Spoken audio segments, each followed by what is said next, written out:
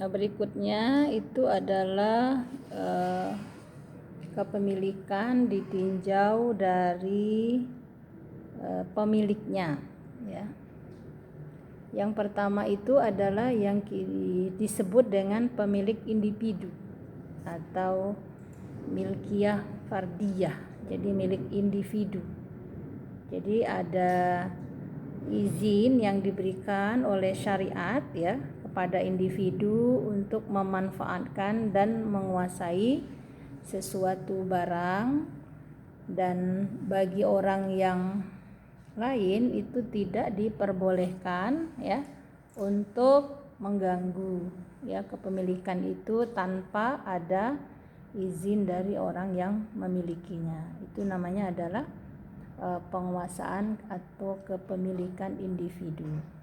Ya, seperti kalau kita punya rumah, punya tanah gitu, ya, dengan kepemilikan kita secara individu. Yang kedua, ya, kepemilikan umum atau milkiyah ammah, ya, kepemilikan umum, yaitu kepemilikan yang diizinkan secara syariat itu diberikan kepada masyarakat, ya. Jadi orang banyak secara bersama-sama untuk memanfaatkan sesuatu barang tersebut. Kalau di Indonesia kita mudah mencari contoh untuk kepemilikan umum ini.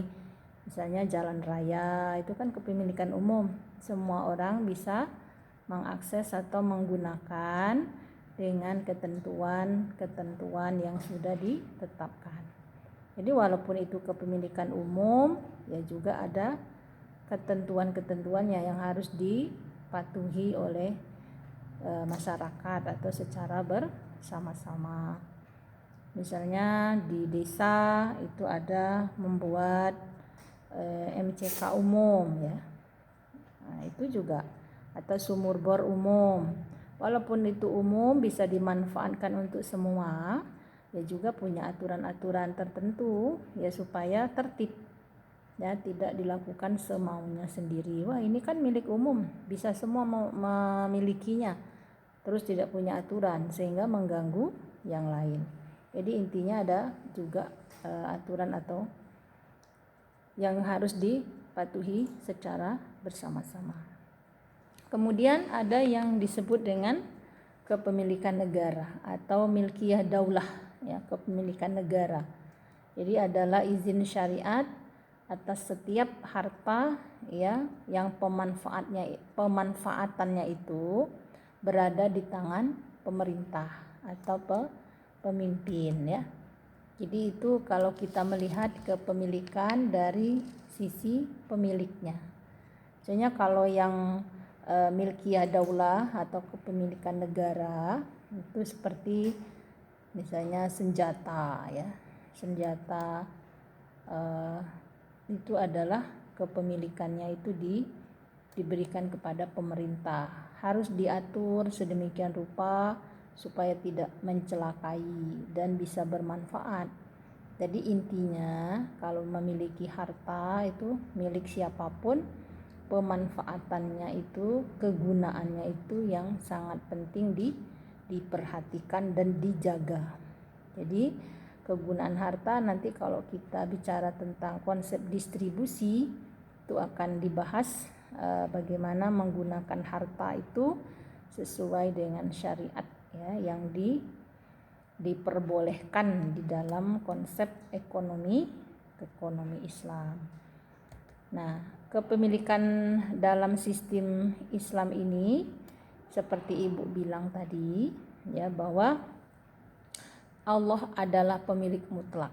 Ini yang perlu kita catat, ya, perlu kita sadari bersama. Dan manusia itu hanya memiliki hak terbatas, ya. Walaupun tadi disebut hak tam atau hak sempurna, tapi terbatas kalau dibandingkan dengan penguasa mutlaknya, yaitu Allah Subhanahu wa Ta'ala. Nah, karena harta itu adalah milik Allah, maka pemanfaatannya itu mengikuti ketentuan Allah. Ya, makanya di dalam Islam jika harta itu digunakan atau dimanfaatkan untuk hal-hal yang bertentangan dengan ketentuan Allah Subhanahu wa taala, maka hukumnya haram. Nah, yang ketiga ya, sistem kepemilikan di dalam Islam juga hak milik individu dan publik itu diatur oleh agama ya. Jadi kalau tadi itu kepemilikan individu dan kepemilikan umum dan juga kepemilikan negara atau pemerintah itu diatur sesuai dengan ketentuan agama. Nah, kalau misalnya di Indonesia menetapkan di dalam undang-undangnya bahwa segala sesuatu yang ditemukan seperti tambang, minyak dan sebagainya itu adalah dikuasai oleh negara, maka manfaatnya itu adalah untuk rakyat semuanya. Nah, bagaimana supaya manfaat itu sampai kepada masyarakat?